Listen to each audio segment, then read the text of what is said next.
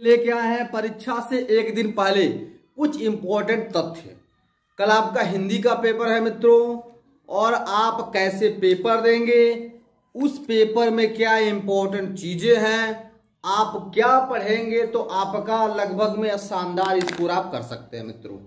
उसके लिए मैं एक शानदार तथ्य तैयार किया हूं। बहुत ज्यादा तो नहीं है, लेकिन जितना है आपके लगभग ठीक है।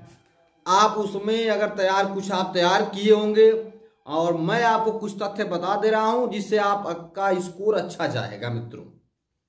पहले तो आपको ये जानेंगे कि आपका जो परीक्षा की कॉपी होगी वो कैसे आएगा, उसको हम फिल कैसे करेंगे मित्रों।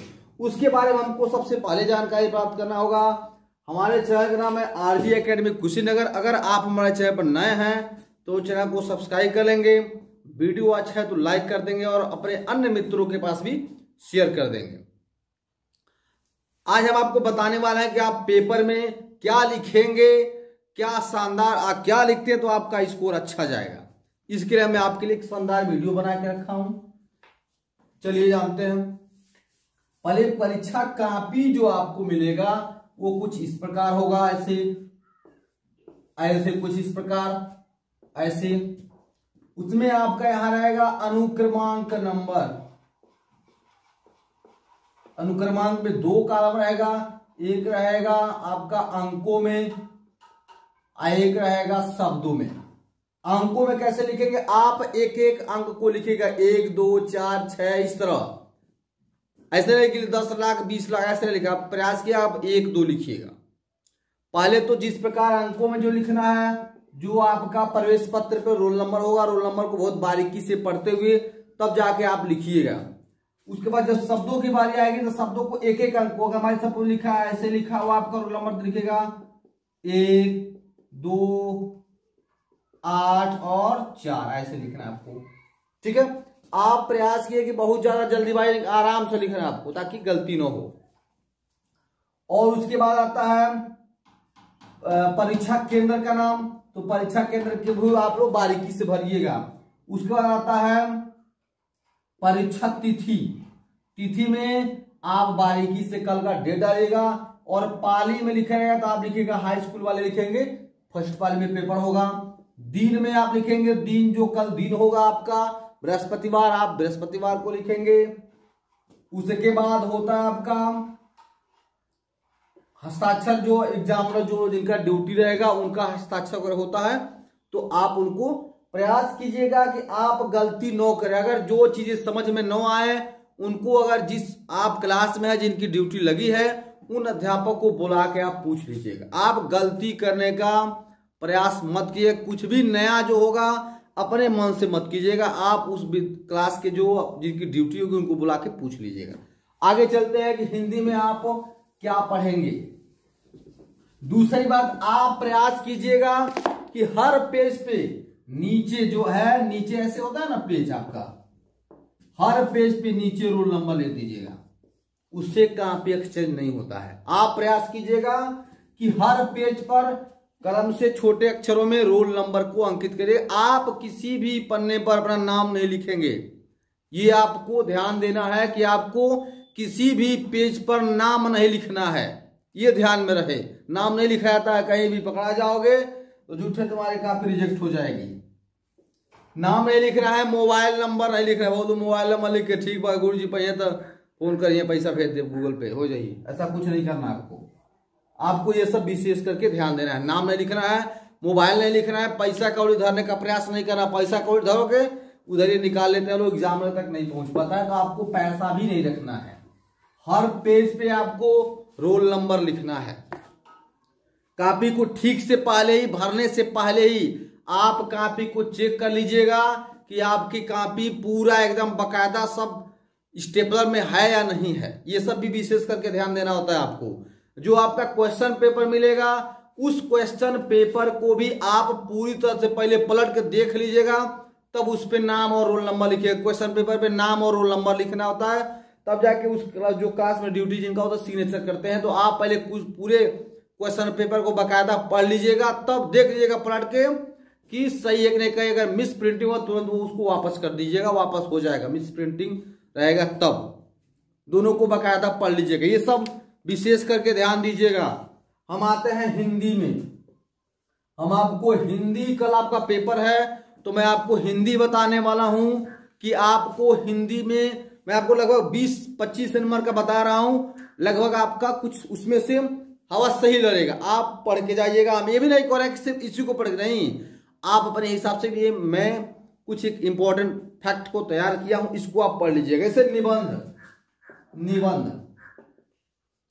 निबंध आपका आता है 9 नंबर का।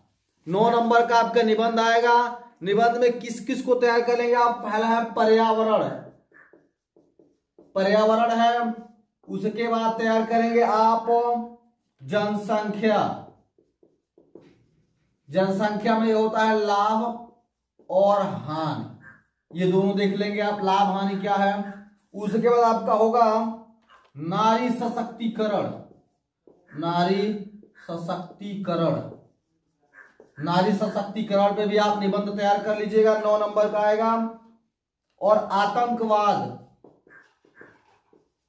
आतंकवाद में आपका कारण और निवारण, ये दोनों आपको पॉइंट देख लेना है, कारण और निवारण। ये निबंध आपका है 9 नंबर का होगा। ये कतई आपको इसमें से ही लड़ेगा जाने, कतई आपको मिस नहीं करना। आपको ये निबंध लिख के जाना, प्रयास करना कि 9 में आपका 8 नंबर मिल ही जाए। इससे पहले एक वीडियो में बना चुका हूं कि कैसे निबंध लिखा जाता है, उसके बारे में हम आपको बता चुके हैं। तो ये निबंध है 4 ठो, एक पर्यावरण, उसके बाद है जनसंख्या, लाभ और हानि क्या क्या, दोनों पॉइंट को देख लेना है। नारी सशक्तिकरण और आतंकवाद कारण और निवारण क्या होगा, दोनों फैक्ट को आपको बढ़िया से पढ़ के जाना है मित्रों, ये आप ध्यान दीजिएगा। उसके बाद आता है 9 अंक का है ये। उसके बाद आता है आपका एक है श्लोक। आपको श्लोक है, एक श्लोक आपका आएगा 2 अंक का। कोई भी आप अपने जो हिंदी का बुक है उसमें से कोनो 8 लाइन का प्रयास करना कि आप जो है 8 लाइन का याद कर लेना। देखिए ये आप भी से ध्यान कीजिएगा कि वो श्लोक आपको लिखना है जो उस परीक्षा प्रश्न पत्र में 9 आया हो। अब ये नहीं कि जो परीक्षा में पूछा गया उसी को उठा कर लिख दे तो आपका नंबर कट जाएगा। ये आप ध्यान दीजिएगा कि आपको वही श्लोक लिखना है जो उस परीक्षा पुस्तिका में क्वेश्चन पेपर में 9 आया हो, ये आपको मिस नहीं करना। आपको 9 नंबर आपका निबंध का और 2 नंबर आपको श्लोक का, ये दोनों आपको मिस नहीं करना है किसी भी हाल में। आप कहीं से भी 8 लाइन का श्लोक याद कर लेना। आगे आपका पॉइंट है जीवन परिचय। जीवन परिचय में भी 2 फैक्ट होते हैं, एक होते हैं कवि और एक होते हैं लेखक और कवि। इसमें आपका आएगा 5 नंबर का। 5 नंबर में एक होगा आपका 3 अंक का जो होगा, एक होगा 2 अंक का। आप सिर्फ जीवन परिचय लिखेंगे तो 3 नंबर मिलेगा, और उनकी प्रमुख रचना भी लिखेंगे, प्रमुख रचना, तो 2 नंबर और मिल जाएगा। 5 नंबर का है जीवन परिचय। अब कवि में किनका याद करना आपको? गोस्वामी तुलसीदास। गोस्वामी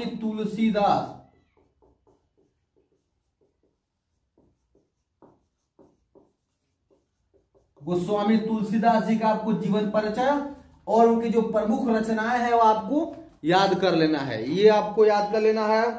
वो है सुमित्रानंद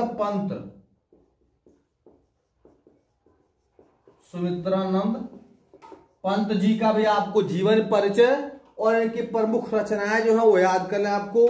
महाकवि सूरदास,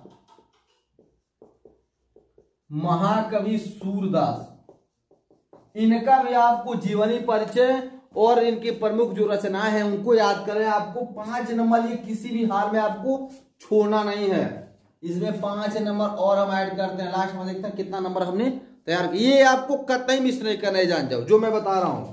लेखक में देखते हैं, लेखक में किनका आपको याद करना है? डॉक्टर राजेंद्र प्रसाद जी का।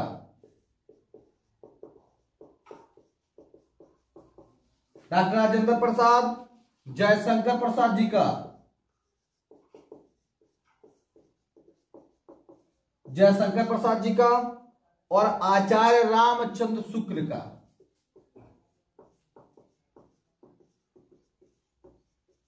आचार्य रामचंद्र शुक्ल जी का, इन तीन लोगों का लेखक में आपको जीवन परिचय याद करें तो 5 नंबर और हम इसमें ऐड करते हैं। 5 नंबर आपका कवि में और 5 नंबर आपका लेखक में। आप तीनों लोगों का, कवि लोगों का, तीनों का लेखक में का आपको तीनों का जीवन परिचय और इन लोगों का प्रमुख जो रचनाएं हैं उनको आपको याद करना है। आपको ये 10 नंबर कतई नहीं छूटना चाहिए, जहां रखो इतना आपको ऊर्जा के साथ जाना है। ये रहा आपका स्क्रीनशॉट, ले सकते हैं, चल लिख लेंगे। आगे चलते हैं, कुछ हमने 1 नंबर के कुछ इंपॉर्टेंट हमने तैयार किया है, जो संभवतः हम ये नहीं कह रहे हैं कि यही आएगा। हाँ, हमने अपना अनुभव इस पे खर्च किया है, जो हम आपको साझा कर रहे हैं। पहला है 1 नंबर वाला, देखिए नंबर हमने तैयार कर चुका है। कितना है ये? 9, 2, 11, 10, 21 नंबर। हमने 21 नंबर का फैक्ट हमने कंफर्म किया। आपको 21 नंबर ये टूटेगा नहीं।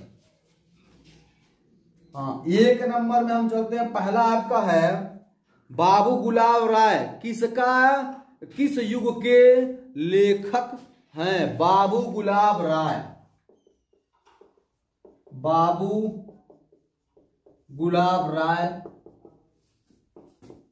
किस युग के लेखक हैं? ये आपको पता है। 1 नंबर में पूछेगा बहुविकल्प में, जो 20 नंबर का आपको बहुविकल्प, ये आपका उत्तर होगा द्विवेदी युग का। आपका उत्तर क्या होगा? द्विवेदी युग का, याद रखिएगा, ठीक है। ये पूछेगा बाबू गुलाब राय किस युग के लेखक हैं, तो द्विवेदी युग के लेखक है। इंपॉर्टेंट फैक्ट है, आप लिखते चलिएगा, अगर समझ आएगा तो याद भी कर लीजिएगा। दूसरा देखते हैं, एक और हमने लिखा है 1 नंबर वाला है मित्रों, याद रखिएगा 1 नंबर वाला। चिंतामणि किस विधा की रचना है? चिंतामणि किस विधा की रचना है? तो आपका उत्तर होगा आचार्य रामचंद्र शुक्ल जी का।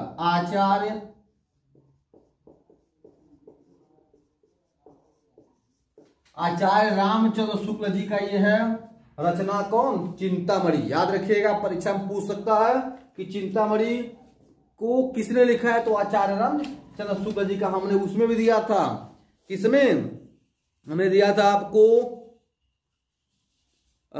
लेखक वाले में आचार्य रामचंद्र शुक्ल जी का भी ये भी एक आपका है। कौन? चिंतामणि, उन्होंने लिखा है। एक आपका फैक्ट इसी में मिल गया, ठीक है। उनकी रचनाएं हैं ये प्रमुख।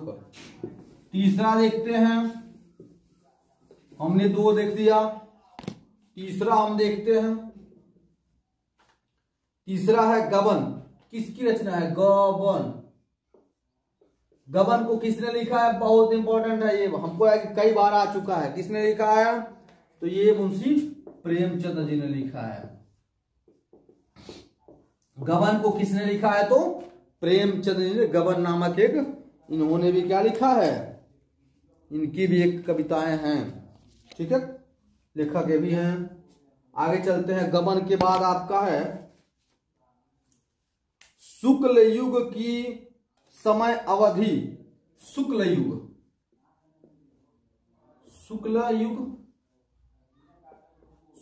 को हम छायावादी युग भी बोलते हैं। शुक्ल युग जो है आपका कब से कब तक चला? तो शुक्ल युग चला आपका 1919 से 1938 तक। याद रखिएगा, शुक्ल युग कब से कब तक चला? शुक्ल युग को हम छायावादी युग भी कहते हैं। याद रखिएगा, शुक्ल युग कहे चाहे छायावादी युग कहे, दोनों एक ही बात है। ये कब से कब तक चला? तो 1919 से 1938 तक चला मित्रों। ये था आपका कौन? चौथा प्रश्न था। 5वां देखते हैं। 5वां आपका क्या है? नीड़ का निर्माण।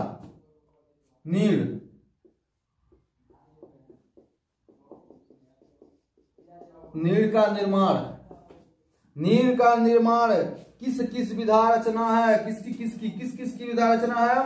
तो ये है आपका, ये मतलब ये किस प्रकार की जो है आपका नीड़ का निर्माण जो है वो क्या है? रचना है कि कविता है कि आत्मकथा है, क्या है? तो इस प्रकार जब ऑप्शन में आएगा तो आप लिखेंगे क्या? ये एक प्रकार की आत्मकथा है। क्या है? जो है नीड़ का निर्माण क्या है? आत्मकथा है। 6वां नंबर जो आपका मधुशाला। मधुशाला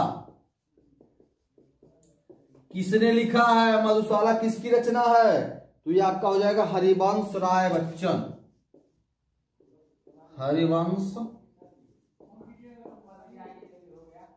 हरिवंश राय बच्चन जी ने लिखा है क्या? मधुशाला। बहुत इंपॉर्टेंट फैक्ट है, मैं जो बता रहा हूं वो मोस्ट इंपॉर्टेंट है, याद रखिएगा मित्रों। मैं अपना इसमें कुछ जो हमारा अनुभव है हमने इसमें शेयर किया है आपसे, ठीक है? तो 6 हो गया, आप स्क्रीनशॉट ले सकते हैं। आगे चलते हैं हम। 6 हो गया था। 7वां फैक्ट देखते हैं। 7वां फैक्ट है आपका आधुनिक युग। आधुनिक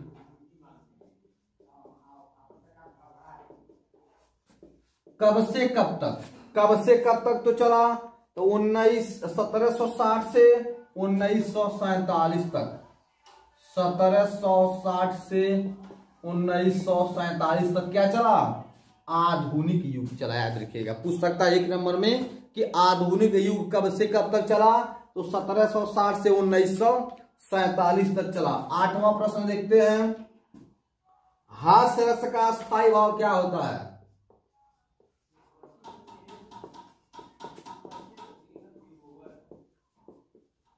हास्य रस का स्थायी जो भाव होता है वो होता है हास। क्या है मित्रों? हास होता है, याद रखिएगा। इसको भी आप इंपॉर्टेंट फैक्ट बना लीजिएगा। 9वां नंबर देखते हैं।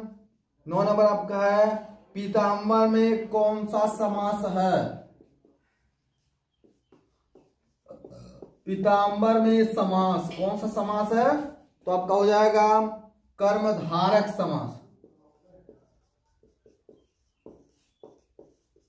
क्या हो जाएगा? कर्मधारय समास। पीताम्बर में किस प्रकार का समास है? तो कर्मधारय समास। 10वां देखते हैं। हमने 10 फैक्ट ही तैयार किया था। आंसू का तत्सम। आंसू का तत्सम।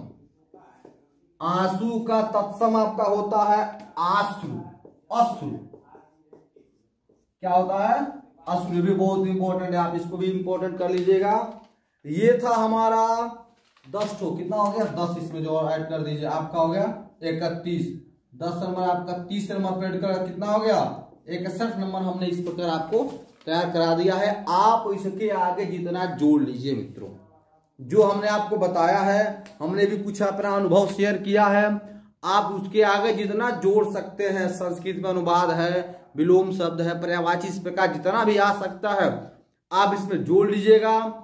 आप मेहनत करते रहिए। हमने और भी अगर आपको कोई प्रॉब्लम हो परीक्षा से पहले, अभी आज समय है आपके पास, तो ये मेरा मोबाइल नंबर है, इस पे आप व्हाट्सएप कर दीजिएगा। जो भी चीज पूछना हो, किससे कितना प्रश्न पूछता है, ये सारी चीजें मैं आपको अगर व्हाट्सएप पे आप अपना क्या जो भी प्रॉब्लम है आप लिख के भेज दीजिए। आपको प्रॉब्लम व्हाट्सएप पे ही, फोन नहीं करेंगे, आप सिर्फ व्हाट्सएप करेंगे। आपको इस नंबर पे व्हाट्सएप करेंगे तो आपको पूरी जानकारी प्राप्त हो जाएगी मित्रों, ठीक है।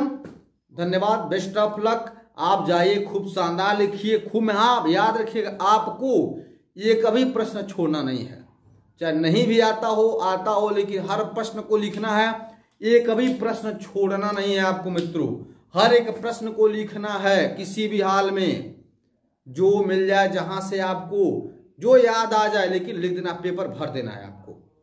हर हाल में पेपर छोड़ना नहीं है, जैसे भी हो आपको पेपर भर देना है।